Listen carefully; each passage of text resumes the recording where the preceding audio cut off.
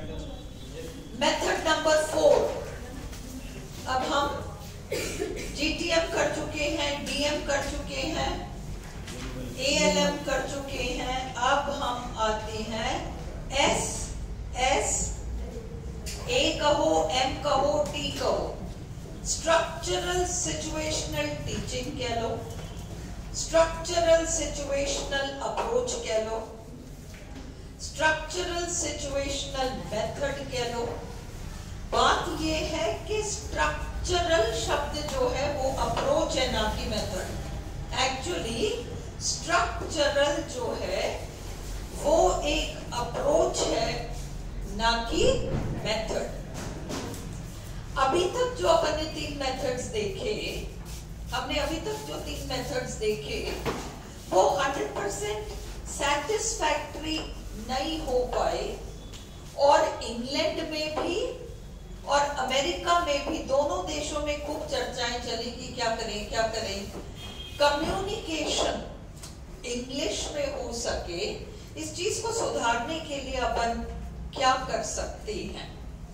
अब हमारे सामने जो लोग आएंगे स्ट्रक्चरल के नाम पर, उनकी बुक्स आज हमारे यहाँ चलती हैं, बहुत शानदार बुक्स।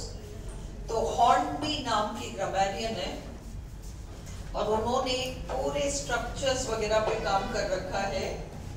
तो हॉर्नबी और पामर, इन दोनों ने खूब मेहनत करी, और अब हमारे सामने एक ऐसा अप्रोच आएगा जिसको कि इंग्लैंड में स्ट्रक्चरल सिचुएशनल अप्रोच के नाम से जाना जाएगा। ये बिल्कुल अलग हटकर होगा। ये वो मेथड है जो कि कहेगा कि बच्चे को कुछ भी पढ़ाने से पहले टीचर का क्या रोल है। आप जिस तरीके से पाठ को प्रस्तुत करोगे, बच्चा उसको उसी तरीके से रिसीव कर पाएगा। इसलिए इसमें टीचर की रेस्पॉन्सिबिलिटी एक है। फर्स्ट ऑफ ऑल, आपका जो प्रिंसिपल्स ऑफ टीचिंग में प्रेजेंटेशन, ग्रेडेशन, ये सब है ना, वो सब इसी मेथड से जुड़े हुए हैं। और इस वाले आपके मेथड में वो सिलेक्शन, ग्रेडेशन बहुत इंपॉर्टेंट हो जाएगा। नेम ऑफ द, वही 12 पॉइंट्स हम इसमें भी रिपीट करेंगे। सबसे पहला स्ट्रक्चरल सिचुएशनल अप्रोच कह लो, मेथड कह लो। इसका दूसरा नाम है ओरल अप्रोच, और एक और नाम है सिचुएशनल लैंग्वेज टीचिंग। इसके जो 2 ग्रामरियंस हैं, हॉर्नबी एंड पामर, ये सिचुएशनल लैंग्वेज टीचिंग से रिलेटेड है। गोल्स क्या है? Oral proficiency in the language.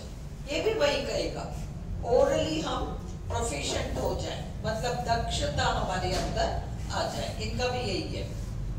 Focus speaking पर है, पर इन्होंने रीडिंग राइटिंग को बिल्कुल 100% नेग्लेक्ट नहीं किया, थोड़ा बहुत वेटेज दिया, बट इनका मेन फोकस एस पर है। ग्रामर इंडक्टिवली है। टीचर बेचारा क्या करता था? Structural situational approach. तो ये क्या करता था कि थैला भर के सामान क्लास में ले जाता था। ये इस मेथड की खासियत है। तो आपको उन ऑब्जेक्ट्स के थ्रू सब कुछ समझाना है, प्रेजेंट करना है। तो स्ट्रक्चर्स तो इंपॉर्टेंट होंगे, बट ये सारा बैग फुल ऑफ, इसको रियलिया कहते हैं। रियलिया शब्द का मतलब है ऑब्जेक्ट्स, वस्तु, जो लेकर जाना पड़ता है टीचर को। तो teacher carried bag full of things to class. Native language का यूज कर सकते हैं क्या? इंस्ट्रक्शंस इन इंग्लिश, इसमें इंग्लिश में। अब इतना अपन रिपीट करते हैं। Structural situational approach, method, teaching, कुछ भी कह लो। इसका दूसरा नाम है ओरल अप्रोच, और सिचुएशनल लैंग्वेज टीचिंग भी इसको कहा जाता है। और इसके गोल्स हैं ओरल प्रोफिशिएंसी, टारगेट लैंग्वेज में ओरल प्रोफिशिएंसी हो, और फोकस LSRW में S में है, हालांकि सबको नेग्लेक्ट नहीं किया है पर वेटेज S को दिया है, होल पर्पस इनका S से ही है। ग्रामर इंडक्टिवली टीच किया जाता है। टीचर यहाँ क्या करता है, टीचर कुछ नहीं, वो केवल डेमोन्स्ट्रेशन के पर्पस से उसका एक रोल रहता है और वो bag full of things class में ले जाता है। ये टीचर के संदर्भ में आपको याद रखना है। नेटिव लैंग्वेज अलाउ नहीं करते, इंस्ट्रक्शंस इन इंग्लिश ही होता है। और इसके फीचर्स देखो, इसका की वर्ड है पैटर्न प्रैक्टिस।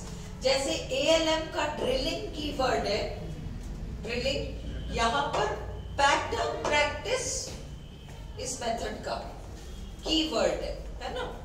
तो स्पीच इज प्राइमरी, SSA में स्पीच प्राइमरी है, पैटर्न प्रैक्टिस के माध्यम से सब कुछ सिखाया जाता है।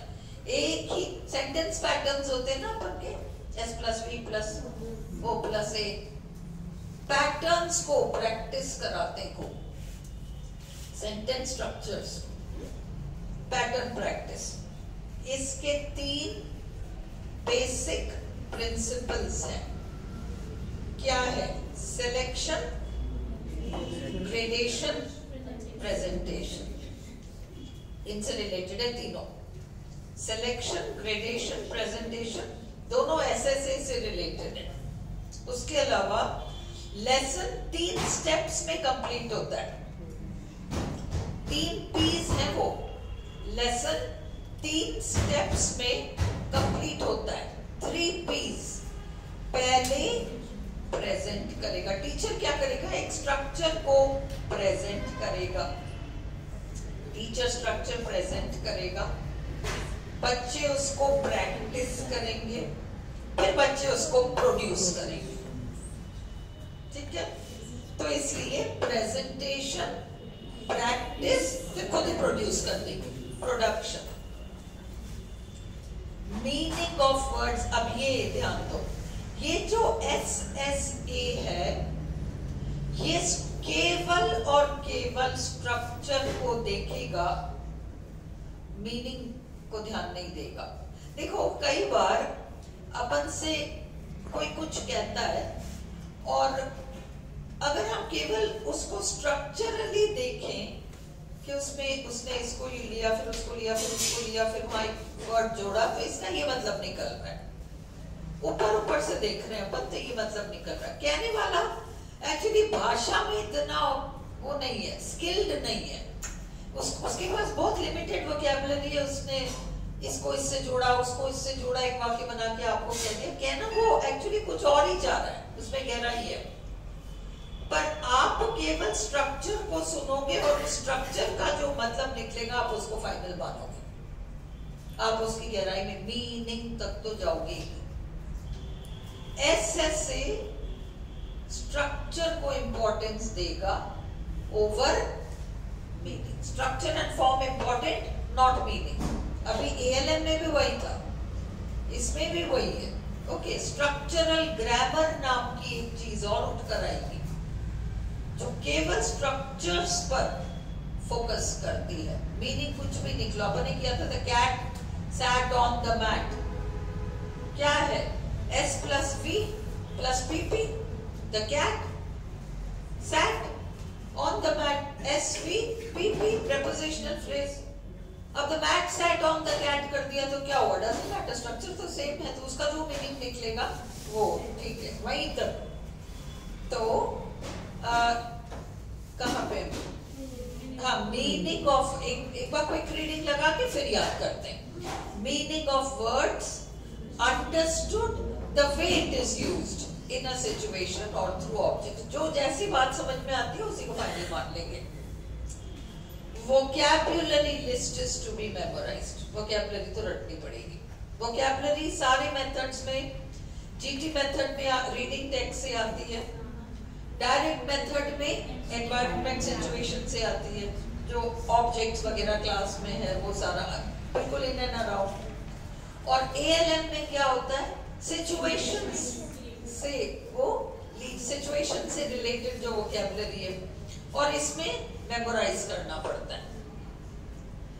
Grammatical syllabus which teaches use of structures in TL. Sentence structures रटवा दिया जाएगा. Situational does not mean real life situations. हमारी लाइफ में क्या हो रहा है उन वो situations नहीं, वो जो वस्तु क्लास में लाए गए हैं उनसे रिलेटेड सब कुछ.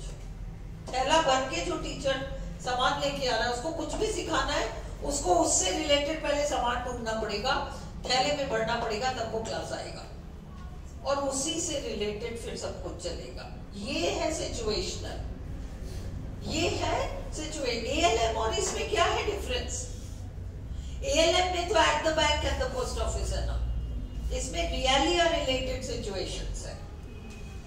इसलिए situational does not mean real life situations, it means realia. Realia का मतलब वस्तु, ऑब्जेक्ट्स यूज्ड, उन्हीं से रिलेटेड फिर एक्शंस भी होंगी.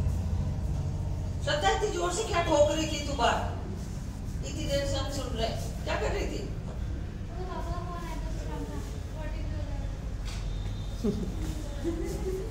हमने तो सोचा तू ही ठोक रही है इतनी जोर जोर से. अच्छा कोई और ठोक रहा है तो ओके. क्लासरूम, अच्छा अब रिपीट करो यहाँ तक.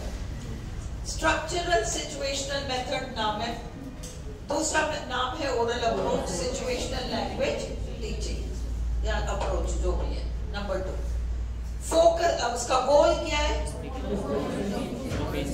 ओरल प्रोफिशिएंसी, मतलब बोल सके. और इसका LSRW पे फोकस है S पर, है ना. ग्रामर इसमें इंडक्टिवली टीच होता है.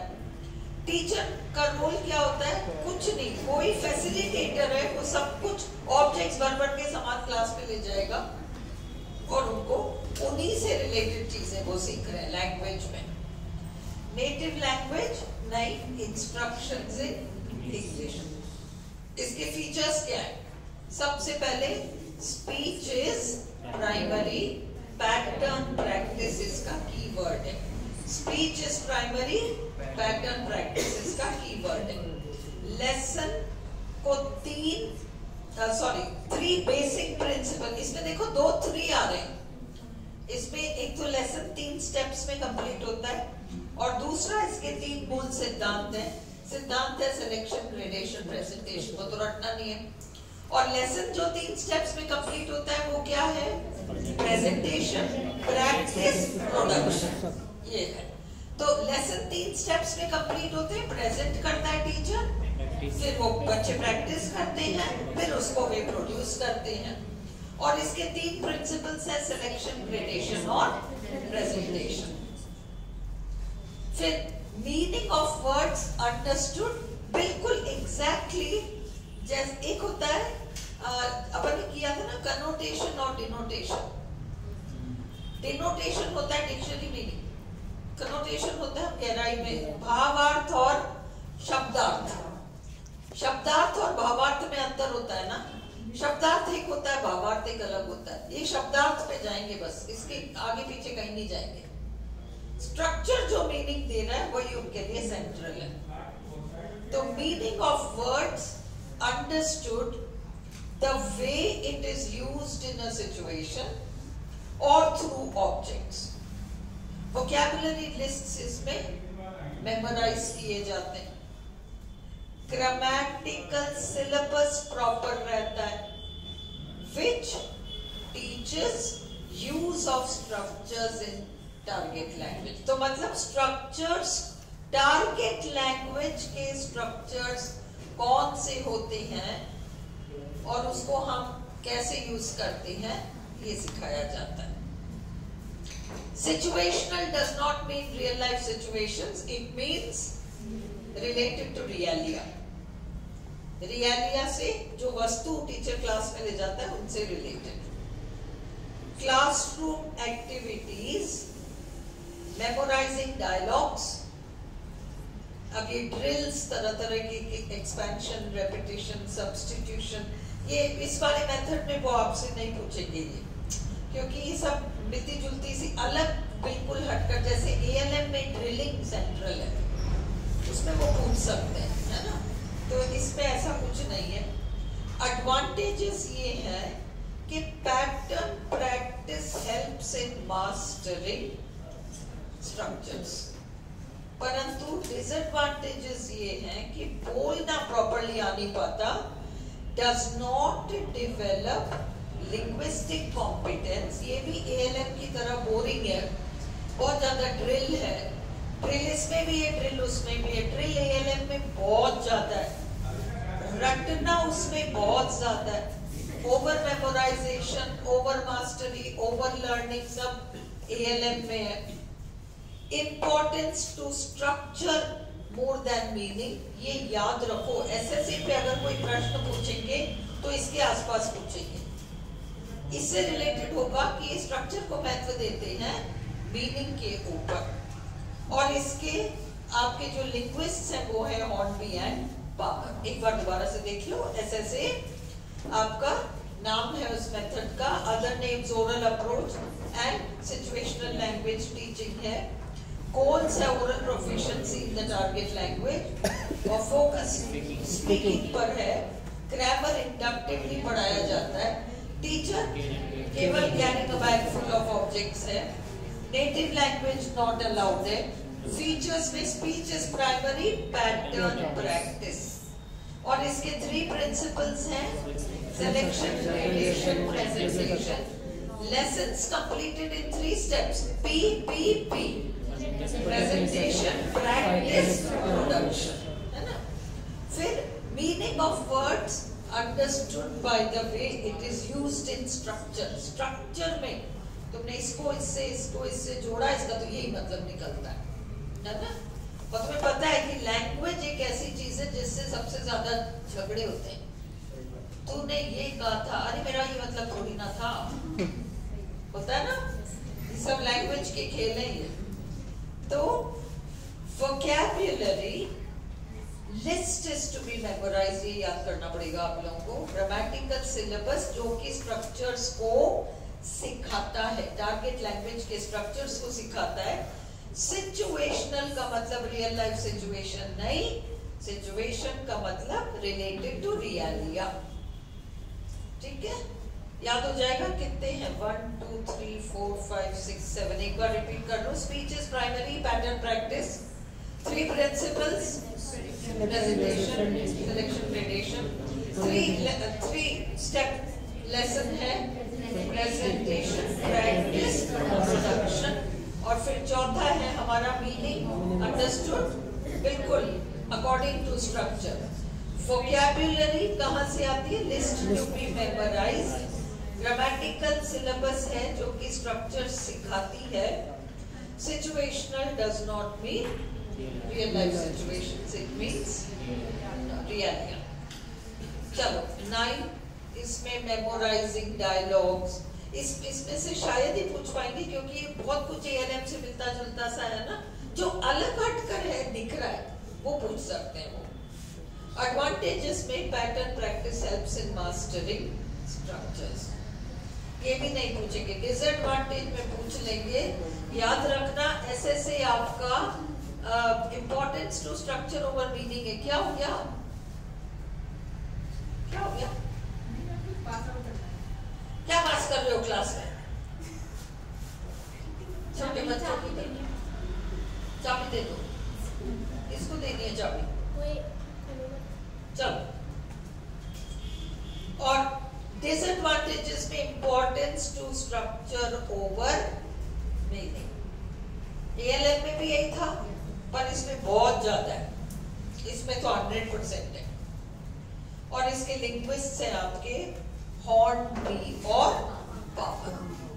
ठीक है, अब हम एक बहुत इंपॉर्टेंट उस पर आते हैं। कम्युनिकेट, लास्ट मेथड है हमारा CLT। ये बिल्कुल फ्री छूट वाला मेथड है, बहुत जल्दी याद हो जाएगा। ये बहुत जल्दी से याद हो जाएगा, इसमें डिफिकल्टी कहीं नहीं होगी। एक बार ये खोल लो, difference between ALM and CLT कर लो तो शायद सारी बातें समझ में आ जाए। डिफरेंस है ना आप लोगों के पास, मैंने दे रखा है। देखो पहले समझो, हम CLT कर रहे हैं। CLT कम्युनिकेटिव लैंग्वेज टीचिंग, नाम अच्छे से देखो, एक जैसे कम्युनिटी लैंग्वेज टीचिंग भी एक मेथड है, वो ये मेथड नहीं है, ये कम्युनिकेटिव लैंग्वेज टीचिंग। ओके, अब इसमें जो लिंग्विस्ट्स होंगे अमेरिका में बहुत सारा शोध कार्य होगा। नोम चोम्स्की नाम के बहुत फेमस लिंग्विस्ट आज भी जिंदा हैं, बहुत फेमस हैं, जिनके साथ ये आपका ट्रांसफॉर्मेटिव जनरेटिव ग्रामर एसोसिएटेड है। तो नोम चोम्स्की ने जो बहुत सारी बुक्स लिखी हैं, बहुत सारी ग्रामर की बुक्स लिखी हैं, उन्होंने क्या किया, लिंग्विस्टिक कॉम्पिटेंस उनका टर्म है, और उन्होंने कॉम्पिटेंस ऑफ परफॉर्मेंस नाम के दो आइडियाज हमें दिए। मैंने आपको एक बार क्लास में समझाया था कि आप बहुत अच्छा गाना गाते हो, बहुत अच्छा गाना गाते हो, आप बहुत कॉम्पिटेंट हो, निपुण हो। कॉम्पिटेंट का मतलब निपुण, आप बहुत निपुण हो गाना गाने में, पर आपका गला खराब है, 2 दिन पहले आपको बुखार था, अब आप गाना गाते हो तो आपका जो एक जनरल लेवल है उससे आपने नीचे परफॉर्मेंस दिया। तो चोम्स्की ने इसके ऊपर बहुत कुछ कहा है, कॉम्पिटेंस एंड परफॉर्मेंस के ऊपर उन्होंने बहुत कुछ कहा। उनके उस कॉम्पिटेंस शब्द को डेलहाइम्स ने पकड़ा, और डेलहाइम्स ने क्या किया, क्योंकि लिंग्विस्टिक जो आपका है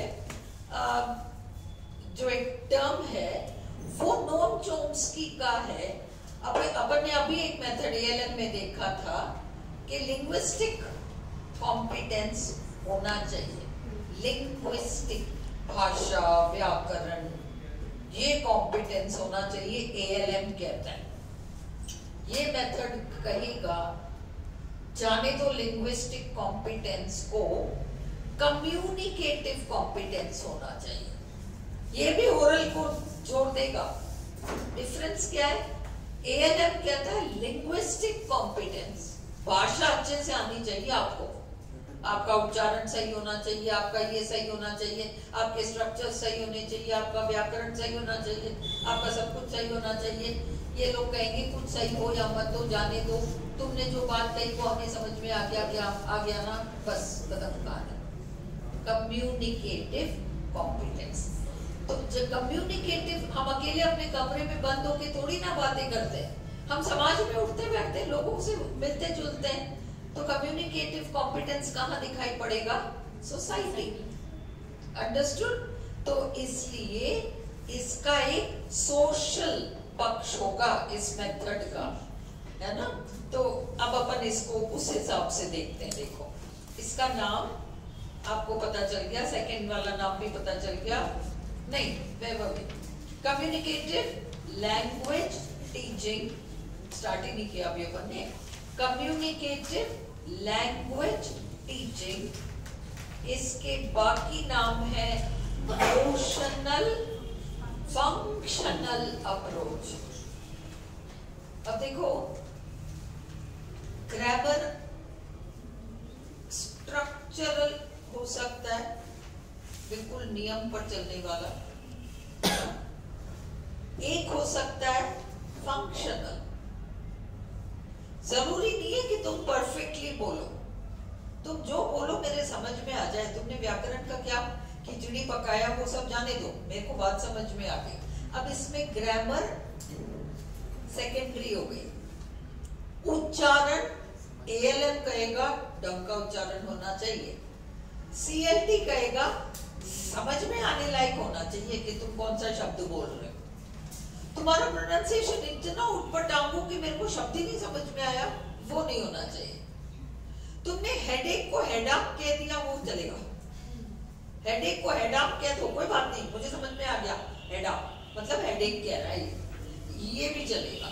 तो तुम्हें दिख रहा है एएलएम, रटो मत, जस्ट समझो, एएलएम परफेक्शन जाएगा और सीएलटी कहेगा कुछ भी परफेक्शन नहीं, तुम तो बस कम्युनिकेट करो, और ऐसे कम्युनिकेट कर लो कि हमें समझ में पड़ जाए कि तुम क्या कहना चाह रहे हो। ठीक है, ALM में टीचर देगा, लो ये सिचुएशन, सुनो सुनो सुनो, टीचर देगा, क्या बोलना है टीचर देगा। ALM में यही तो देखा था अपन ने, लिसनिंग एंड रिपीटिंग ही तो था उसमें, है ना, लिसन करो रिपीट करो, यही तो था ALM में, ओवर मास्टरी ओवर नॉलेज उसमें। और इसमें वो टीचर कुछ भी नहीं देगा, इसमें वो बच्चा संघर्ष, उसको मतलब उसको स्विमिंग पूल में धक्का मार दिया, अब वो हाथ पैर मारेगा और अपने आप को डूबने से कैसे भी बचाएगा। ये CLT है, स्ट्रगलिंग टू एक्सप्रेस, ये CLT की खासियत है। आप स्ट्रगल करो करो पर आपके मुंह से बोल निकलेंगे, ये CLT है। ओके, तो नेम, कम्युनिकेटिव, लैंग्वेज, टीचिंग, इसके दूसरे नेम है नोशनल फंक्शनल अप्रोच। अब एक लाइन में समझ लो ये नोशनल फंक्शनल क्या है। ये तो तुमने सिखा दिया कि बैंक में जाओ तो कैसी भाषा, रेलवे स्टेशन जाओ तो कैसी भाषा, पर किसी ने मुझे पार्टी में इनवाइट किया, अब मेरे पास कारण है कि मैं उस इनविटेशन को टर्न डाउन करूं, स्वीकार नहीं रही, मेरी मजबूरी है, मुझे उसे ठुकराना पड़ रहा है। ये फंक्शंस होती हैं हमारे बीच, किसी को बुलाना, इनविटेशन को मना करना, ऐसे कितने ओकेजन्स, कितनी चीजें होती हैं, ये सब नोशनल फंक्शनल है। तो ये नोशनल फंक्शनल कहाँ जाएगा, ये सब भी तो होना है। तो विल्किंस नाम का व्यक्ति नोशनल सिलेबसेस नाम की किताब निकाल देगा, इसमें बहुत सारे लिंग्विस्ट्स आएंगे इस वाले मेथड में। नोम चोम्स्की तो भीष्म पितामह हैं, उन्हीं के वो सारे लिंग्विस्टिक कार्य की वजह से एक हलचल मच गई कि भाई इसको भी थोड़ा सा विचारें कि कॉम्पिटेंस क्या भला है। अब कॉम्पिटेंस के ऊपर बहुत सारी चर्चाएं चलेंगी। इस बीच दो और लोग आ जाएंगे, माइकल हैलिडे करके एक व्यक्ति आ जाएगा, A.K. डेलहाइम्स आ जाएगा, ये दोनों अपना काम करेंगे, और यहाँ ये विल्किंस आ जाएगा। अभी चार नाम है।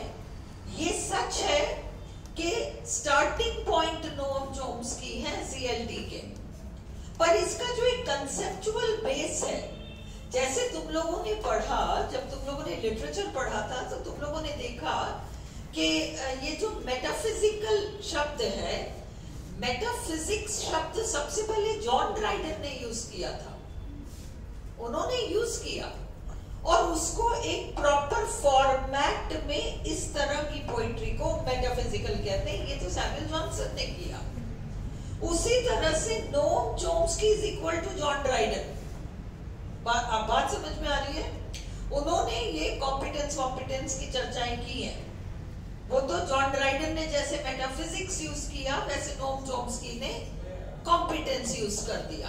अब उसको पकड़ के और बांधना ये माइकल हैलिडे, डेलहाइम्स और ये विल्किंस, ये लोग करेंगे। आई बात समझ में? क्लियर हो गया?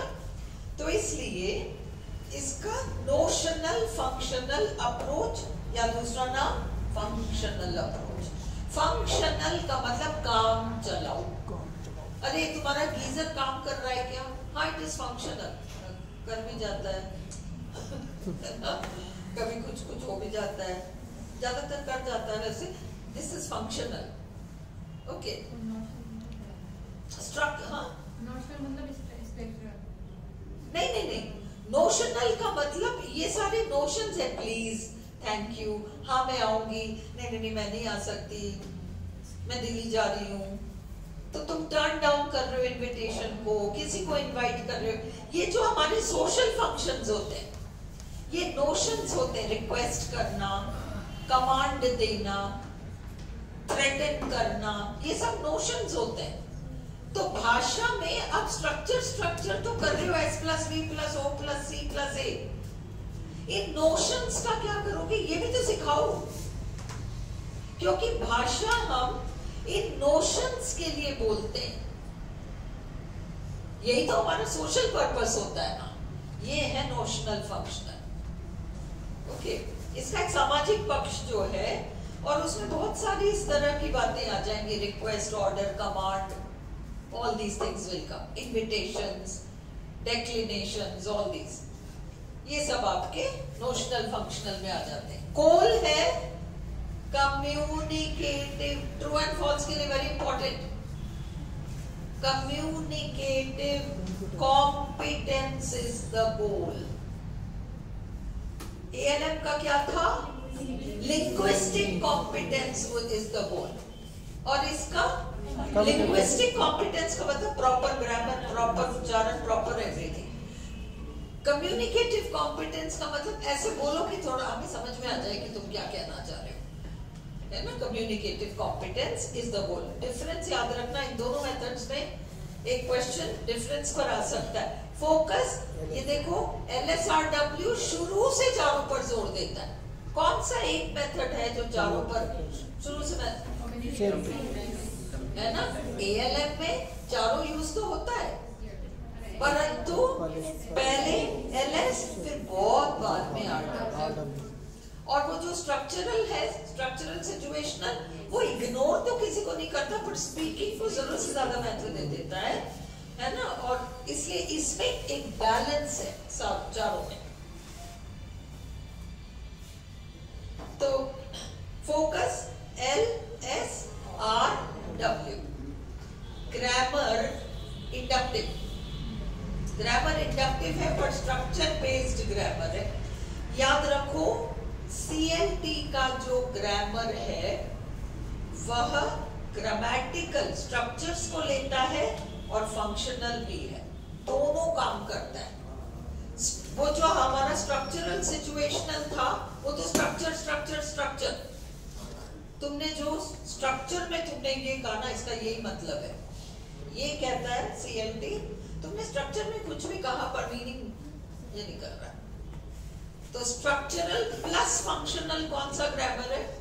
इसका CLT, उस तरीके के ग्रामर को, ये मोस्ट इंपॉर्टेंट पॉइंट है, integration of grammatical and functional teaching. यहाँ तक क्लियर है CLT क्या है? यहाँ तक मेन पॉइंट समझ में आ गए। LSRW पर जोर देगा, स्ट्रक्चरल प्लस फंक्शनल, और फंक्शनल को वैसे भी वो बहुत ज्यादा इंपॉर्टेंस देगा। ये परफेक्ट कुछ भी नहीं मांगेगा, ये कहेगा काम चलाओ, सब चलता है, ये वो मेथड है। Role of teacher, facilitator, monitor, needs analyst. Needs analyst का मतलब किसी बच्चे के साथ साइकोलॉजिकल प्रॉब्लम है तो उस बच्चे को उस तरीके से टैकल किया जाएगा, किसी और बच्चे के साथ कुछ और प्रॉब्लम है तो उसको उस तरीके से टैकल किया जाएगा, बहुत ज्यादा बर्डन नहीं किया जाएगा। Needs analyst, group process manager, अगर कॉन्वर्सेशन वगैरह चल रहा है तो वो उसको मैनेज करेगा। पर टीचर सबसे कम इंपॉर्टेंट इस वाले मेथड में, जबकि ALM में तो वो कंट्रोल वाले पोजीशन में है, इस वाले में बच्चे है ना। ALM में टीचर ही प्रेजेंट करता है, जिसको कि बच्चे सुनते हैं सुनते हैं सुनते हैं फिर रिपीट करते हैं, तो टीचर का रोल है ना। इसमें टीचर को पता ही नहीं है कि बच्चे के मुंह से क्या निकलेगा, इतना मतलब टीचर का ये रोल है। बच्चे क्या बोल जाएंगे कुछ नहीं पता। ALM में तो अगर बच्चों ने ऐसा कुछ बोल दिया, ऐसा कुछ का मतलब है ग्रामर वैमर से बाहर बोल दिया बच्चे ने, तो ALM वही रोक के, टीचर उसको वही रोक के करेक्शन करा देगा। पर CLT में जो तुम कुछ भी बोलो बोलो बस। फर्क समझ में आ रहा है ALM और CLT में? अब use of mother tongue, judicious use of, बिल्कुल नहीं 100% यूज ही नहीं करना, हाँ ज्यादा यूज कुछ भी नहीं है। देखेंगे हर चीज इस मेथड की खासियत ये है, आप कोई भी चीज पूछो उसमें जवाब वो देंगे, अगर बच्चे को बोलने में ये चीज मदद करती है तो अलाउड है। बच्चे को बोलने में ये चीज अगर मदद करती है, अगर मदर टंग की हेल्प से बच्चा बोल पा रहा है तो बोलने दो, अगर इस चीज के यूज से वो कर पा रहा है तो करने दो, कुछ भी। बट ये स्टूडेंट ओरिएंटेड मेथड है, टीचर ओरिएंटेड मेथड नहीं है, स्टूडेंट ओरिएंटेड मेथड है। इसलिए आपके judicious use of native language features क्या है? कोई भी इनका लेसन स्ट्रक्चर्स पर बेस्ड नहीं है। एसएसए में तो स्ट्रक्चर बेस्ड था, इसमें सब कुछ सिचुएशंस के आसपास बेस्ड है। किसी सिचुएशन में वो क्या बोलेगा, वो फंक्शनल नोशनल है ना, तो इसलिए सारी ऐसी इमेजिनरी सिचुएशंस क्रिएट करके उस पर डायलॉगिंग वगैरह। ट्रायल एंड एरर एक्सेप्टेबल, गलतियां करना अलाउड है। एएलएम में गलती करते ही आपको भाई सपोज आज आपको कहा जाए कि आप माई सेल्फ पर इंग्लिश में बोलो और आप बोलने लगो, भाई कैसे भी आप कल्पना करो एक टीचर और एक क्लास, और उस क्लास में वो बच्चा बोलने की कोशिश बड़ी मुश्किल से, तो उसने हिम्मत जुटाई कि मैं खड़े होके बोलूं, और वो खड़े होके जैसे ही गलती करता है टीचर पट उसको कहती है गलत है, इसको ऐसे बोलो, फिर कुछ बोलता है, फिर उसको करती है कि गलत, तो फिर क्या होगा, वो बच्चा बोलेगा ही नहीं, हाँ कॉन्फिडेंस टूट जाएगा। सीएलटी कहता है कि बोलने दो, गलत सलत चलने दो, चल फ्लो बनने दो, बस तो फ्लुएंसी या फ्लो बन जाने दो, वो जरूरी है ना। तो trial and error acceptable, only comprehensible pronunciation required. इतनी प्रोनाउंसिएशन की बात समझ में आ जाए क्या कहना चाह रहा है अगला। नेगोशिएशन ऑफ मीनिंग एक्सेप्टेबल, तो क्या कहना चाह रहा है ना, नेगोशिएशन ऑफ, तुम क्या कहना चाह रहे हो, वो कम्युनिकेट कर रहा है उसी टारगेट लैंग्वेज में, बट उसके टेंस और वो सारे इतने गड़बड़ हो रहे हैं कि आपको समझ नहीं पड़ रहा, तो आप थोड़ा सा आप भी हेल्प करो उसको कि भाई वो क्या कहना चाह रहा है, थोड़ा वो भी आप तक पहुंचने की कोशिश करता है, तो ये आदान प्रदान में मीनिंग क्लियर हो जाता है। Understood? Negotiation of meaning. Fluency required, not accuracy. Fluency is not the same as accuracy. Flow में बोलो, ये फ्लुएंसी है, फ्लो में गलत भी तो बोलते हैं, तो वो फ्लो में गलत बोलना अलाउड है, इसमें एक्यूरेसी की जरूरत नहीं है। एएलएम कहेगा नहीं नहीं नहीं, फ्लुएंसी प्लस एक्यूरेसी।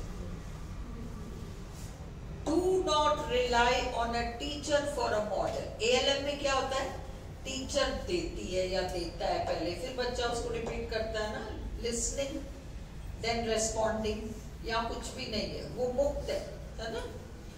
फिर meaning is more important then structure, ये बहुत इंपॉर्टेंट है। और एसएसए में structure is more important then meaning. Okay, तो और एएलएम में स्ट्रक्चर इज मोर इम्पोर्टेंट। दो मेथड्स हैं जो स्ट्रक्चर को इम्पोर्टेंट मानती है मीनिंग के ऊपर, एएलएम और एसएसए। और सीएलटी कहता है meaning is more important then structure. फिर ड्रिलिंग कभी कभार ही होती है, ज्यादा ड्रिलिंग मिलिंग नहीं होती, रटाया जाना सिखाना ये सब नहीं होता इसमें, तो फ्री कॉन्वर्सेशन। ड्रिलिंग आपका ओनली रेयरली। एएलएम में ड्रिलिंग ही सब कुछ है। स्ट्रगल टू कम्युनिकेट एक्सेप्टेबल, इसमें संघर्ष कर करके समहाउ बोलो, जैसे स्विमिंग पूल में बच्चे को धक्का मार दो तो हाथ पैर मारेगा ही ना, उसी तरीके से भाषा रूपी समुद्र में इसको फेंक दो एक बार, फिर वो अपने आप ही स्ट्रगल करके कुछ ना कुछ बोलेगा। अब दोबारा से एक बार ये देख लो आप, इसका फ्रॉम द बिगिनिंग। सीएलटी ठीक है, नोशनल फंक्शनल। गोल है कम्युनिकेटिव कॉम्पिटेंस, एएलएम का था लिंग्विस्टिक कॉम्पिटेंस। फोकस एलएसआरडब्ल्यू में है, एएलएम में केवल एलएस पर है शुरू में, काफी बाद में आरडब्ल्यू है, इसमें एलएसआरडब्ल्यू शुरू से चालू है। ग्रामर इनका स्ट्रक्चरल प्लस फंक्शनल दोनों है ना। इंडक्टिवली पढ़ाया जाता है। टीचर का रोल लेस डोमिनेंट है। टीचर ग्रुप प्रोसेसेस को मैनेज करता है। एम्प्टी जुडिशियसली, थोड़ा बहुत जरूरत पड़े तो बिल्कुल बोला जा सकता, ऐसे कोई वो नहीं है कि नहीं बोलना ही नहीं है। Features lessons built around situations. Language is created by the learner. Teacher कुछ नहीं सिखाता, लर्नर खुद ही क्रिएट करता है language. Trial and error acceptable, गलती करी तो कोई बात नहीं। ओनली कॉम्प्रिहेंसिबल प्रोनाउंसिएशन रिक्वायर्ड, समझने लायक उच्चारण चाहिए। एक्सपेरिमेंटेशन एक्सेप्टेबल, जोड़ तोड़ करके तुम एक्सपेरिमेंट करो चलेगा। नेगोशिएशन ऑफ मीनिंग एक्सेप्टेबल, थोड़ा हमको थोड़ी मेहनत करके मतलब निकालना पड़े कोई बात नहीं चलेगा। Fluency required not accuracy, teacher की जरूरत नहीं है मॉडल पेश करने के लिए। Do not rely on a teacher for a model. Meaning is more important than structure. Drilling कभी कभारी होता है। और स्ट्रगल टू कम्युनिकेट एक्सेप्टेबल, देखो प्रोनाउंसिएशन कैसी भी एक्सेप्टेबल है ना, कम्युनिकेट करने का struggle acceptable, negotiation of meaning, मतलब तुम भाषा में जितनी कमियों की कल्पना कर सकते हो वो सब एक्सेप्टेबल है सीएलटी की। ठीक है, ये याद हो जाएगा, इतना डिफिकल्ट नहीं है ना। क्लासरूम एक्टिविटीज में इसका की याद रखो, वर्किंग इन पेयर्स, इस मेथड की खासियत है, दो में वर्किंग इन पेयर्स। फिर इंटरव्यूज है ना, मैं जॉब के लिए आई हूँ, तुम मेरा इंटरव्यू ले रहे हो, working in pairs, interview. Jumbled sentences, कैसे जम्बल्ड सेंटेंसेस, शब्दों को इधर उधर मिला के और अब इसमें से एक सेंसिबल वाक्य। रोल प्ले, दुकानदार ग्राहक, बच्चे खेलते हैं ना, हाँ, role play. Learning by teaching, मैं तुम्हें कुछ सिखा रही हूँ और मैं सिखा रही हूँ इंग्लिश में और उसमें ही मैं सीख रही हूँ, भाषा सीख रही हूँ, सिखाते सिखाते कुछ और ही सिखा रही हूँ, किसी चीज के बारे में सिखा रही हूँ पर मैं बोलूंगी इसी भाषा में। इंफॉर्मेशन गैप, इंफॉर्मेशन, मैं तुम्हें कुछ बोल रही हूँ, ये सुन रही, इसको कुछ याद आता है, बीच में छूट गया, ये बोल दे, information gap. Project work, group work, आप तो वर्किंग इन पेयर्स याद रखो इस मेथड के लिए। एडवांटेजेस, इसमें डिसएडवांटेजेस नहीं है इस मेथड के, ऐसे कोई पकड़ने लायक नहीं है। प्रमोट्स कम्युनिकेशन, सारे स्किल्स पर काम करता है, works on all 4 skills LSRW from the beginning, student centred method, ये तीनों बातें याद रखो। स्टूडेंट सेंटर्ड मेथड है, LSRW पे काम करता है और फिर ऊपर से प्रमोट्स कम्युनिकेशन। और इसके डिसएडवांटेजेस नहीं है। लिंग्विस्ट्स इसमें विल्किंस, हाइम्स, चोम्स्की, हैलेनी। अब बस एक शीट है, ALM और CLT में डिफरेंस क्या है? देखो मैंने इसको 6 कर दिया, मैंने क्लास में 17 लिखाए थे डिफरेंसेस। अपन कहते हैं 17 बातें सुनाती है, मैंने तो तुम्हें, अपन कहते हैं ना 17 एक नंबर गिनाते हैं, 17 लोग आ जाते हैं, तो मैं तो 17 ही तुम्हें रूल्स लिखा है डिफरेंसेस, पर अब मैंने उसको 6 कर दिया, पर इन 6 में आप एक भी नहीं छोड़ पाओगे, ऑल 6। ALM और CLT में डिफरेंस क्या है? Audio lingual method, communicative language जो टीचिंग है, इन दोनों में डिफरेंस। फर्स्ट, ALM में स्ट्रक्चर इंपॉर्टेंट, CLT में मीनिंग इंपॉर्टेंट। ALM में लिंग्विस्टिक कॉम्पिटेंस चाहिए, CLT में कम्युनिकेटिव कॉम्पिटेंस चाहिए। ALM में नेटिव स्पीकर लाइक, अंग्रेजों जैसी pronunciation, native speaker like pronunciation चाहिए, इसमें कॉम्प्रिहेंसिबल प्रोनाउंसिएशन चाहिए, समझने लायक। ड्रिलिंग ALM में सेंट्रल है, इसमें पेरिफेरल है। पेरिफेरल का मतलब कभी कभार, रेयरली। फर्स्ट ALM में LSRW में LS पहले, और बाद में RW, जबकि CLT में LSRW from the beginning. ANM कहता है लैंग्वेज इज अ हैबिट, इसलिए एरर्स नहीं बर्दाश्त कर सकते। ये लोग कहते हैं ट्रायल एंड एरर बिल्कुल एक्सेप्टेबल है। Clear to you? अब देखो मैंने तुम्हें एक शीट दिया है, नोशनल सिलेबसेस। मैंने वो कर्व लाइन देखे जो अंडरलाइन किया वो बुक है, टीए विल्किंस की बुक है। नोशनल फंक्शनल ग्रामर किससे जुड़ा हुआ है? क्या हुआ? वो डी विल्किंस से जुड़ा हुआ है, David Wilkins. Linguistic competence Chomsky का टर्म है। Situational language teaching Harold Palmer और A.S. हॉर्नबी। डायरेक्ट मेथड सवर्ड है और बर्लिट्स भी है। और ये किताब का नाम है general service list of English words. ये माइकल वेस्ट ने निकाला था, है ना?